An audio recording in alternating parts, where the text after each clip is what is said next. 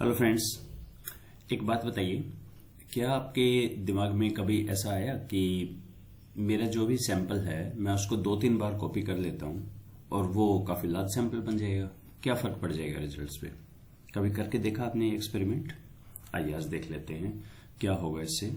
तो मेरे पास ये डाटा सेट है, एक डमी डाटा है जिसका ओके सा कोरिलेशन है।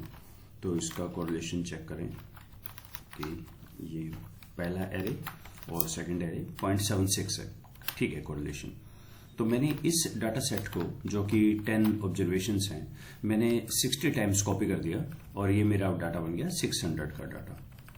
ठीक है, तो काफ़ी अच्छा डाटा है ये।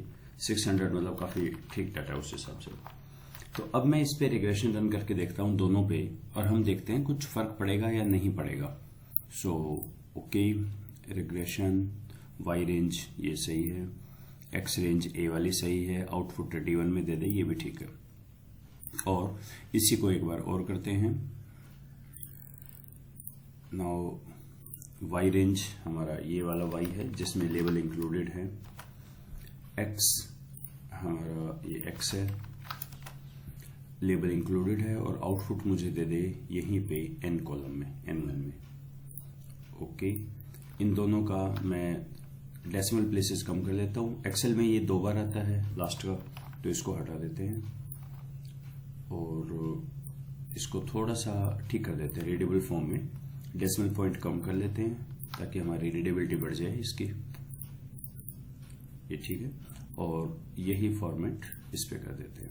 और चेक करते हैं, इंटरसेप्ट 9.89 ये तो सेम है, 0.74 ये भी सेम है, आर स्क्वेयर 59 बिल्कुल ही सेम आ रहा है। ये तो बहुत ही बढ़िया हो गया सारा। और कोई वैल्यू चेंज तो एडजस्टेड 53 58 ये थोड़ा सा बढ़ गया है। एडजस्टेड बढ़ना तो अच्छी बात है। ओके, मल्टीपल आर ये भी सेम है। तो फिर प्रॉब्लम कहाँ है? आइए समझते हैं प्रॉब्लम कहाँ पर है। पहले बताइए एक बार दोबारा रिग्रेशन क्विक रिवाइज, क्या वाई के अंदर वेरिएशन है? बिल्कुल है वेरिएशन। तो इसका टोटल मैग्नीट्यूड हम कैसे निकालते हैं? इसका एक तरीका हमारे पास होता है कि इसका एवरेज निकालिए आप पहले, is equal to average D Y निकालें।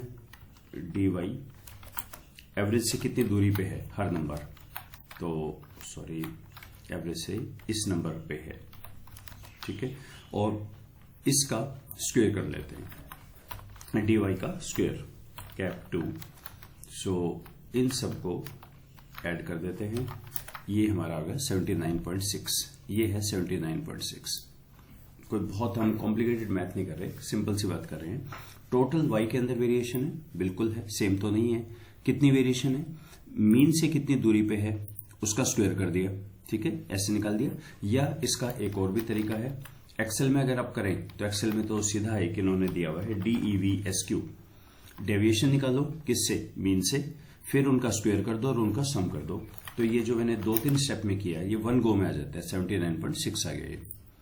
तो अब हमने क्या किया, वैसे इसका एक और भी तरीका है, आर या पाइथन में करेंगे ना तो उसका तरीका है, आप लिखें VAR, वेरिएंस निकालें अपने नंबर्स का और मल्टीप्लाइड बाई n-1। मेरे पास 10 नंबर है तो मैंने 9 से मल्टीप्लाई किया। आर या पाइथन में हम ऐसे निकाल लेंगे। अब देखिए हुआ क्या कि मेरी जो अमाउंट ऑफ वेरिएशन थी वो एक्स ने एक्सप्लेन की 46, ठीक है। अब क्योंकि उसको हमने बहुत बार लिख दिया यहाँ पे तो वो बढ़ गई होंगी हमारी वेरिएशंस। तो चेक कर लें ये चीज भी, इज इक्वल टू DEVSQ, क्योंकि मैंने हर नंबर को 60 टाइम्स लिख दिया तो मेरी वेरिएशन भी बढ़ गई 4776, बिल्कुल ठीक है। फिर एक्स आया, एक्स ने एक्सप्लेन किया उसमें से 46, तो वही प्रोपोर्शनेटली एक्स भी रिपीट हो गया तो उसने भी वही कर दिया। और इनका जो रेशियो होता है एक्सप्लेन्ड डिवाइडेड बाय टोटल, इसको बोलते हैं आर स्क्वायर। और यही आर स्क्वायर जब हमने यहां देखा, यहां भी सेम है, पर एक प्रॉब्लम हो गई। प्रोपोर्शनेटली बढ़ाने से, ध्यान से सुनिए ये बात, आपने क्या किया, आपने रोज बढ़ा दी ना, कॉलम थोड़ी बढ़ाए हैं। तो पहले रिग्रेशन कितना था, रिग्रेशन के कितने इंडिपेंडेंट वेरिएबल थे? 1, अब कितना है? 1। और ये क्या होता है डिग्री फ्रीडम, टोटल n-1, यही बढ़ाया ना आपने, 10 में से 10 था, आपने 600 कर दिया, तो 10-1 599। आगे क्या हुआ? आगे यहां है बेसिक जो फर्क आ रहा है। बेसिक ये हुआ जो रेजिडुअल था आपका ये बिल्कुल ठीक है, प्रपोर्शनेट आपने उतना ही एक्सप्लेन किया, उतना ही रेजिडुअल बचा।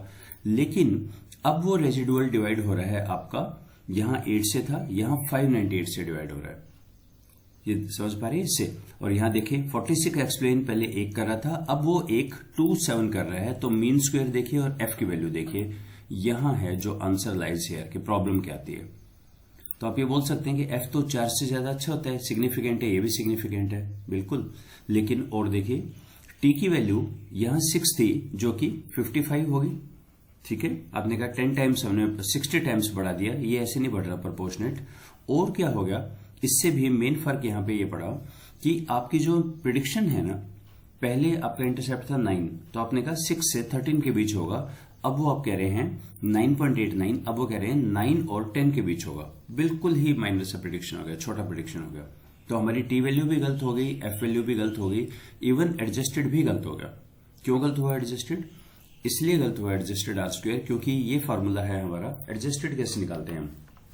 पहले हम निकालते हैं 1 माइनस आर स्क्वायर, और इसका फॉर्मूला है 1 माइनस, ये जो आपने निकाला 1 minus R square into N minus one ये ले लेते हैं, and divided by N minus K minus one, N minus K minus one, N minus one तो ये है ही, और इसमें से के मतलब नंबर ऑफ इंडिपेंडेंट वेरिएबल। तो मतलब एक तरह से आप ये सोचिए, डिवाइडेड बाई इसको आपने कर दिया इस 8 से, डिवाइडेड बाई 8, तो ये आ गया 533। और यही चीज फार्मूला जब आपने यहां लगाया, ओके कुछ गलती की मैंने यहां पे, तो ओके एन माइनस वन नहीं निकाला, is equal to 1 minus this, is equal to 1 minus 0.5, तो ये आ गया 584। 53 से 58, ये भी गलत हो गया। यानी जहां पे भी एन आया ना, वो सारी चीज खराब हो गई, आपका एफ भी खराब हो गया, आपका पी वैल्यू भी खराब हो गई। इसीलिए बुक्स में लिखा होता है कि इससे क्या होता है, एन इन्फ्लेट हो जाता है। इन्फ्लेट मतलब आर्टिफिशियल हाई हो गया एफ इतना नहीं होता आपका।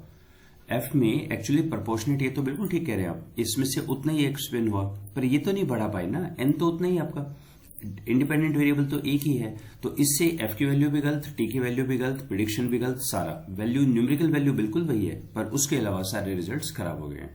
तो कभी भी ये करना नहीं चाहिए कॉपी पेस्ट, रिजल्ट पे फर्क नहीं पड़ता, पर सिग्निफिकेशन सारी आपकी खराब हो जाती है। I hope this answers that point. So let's stop here, thank you.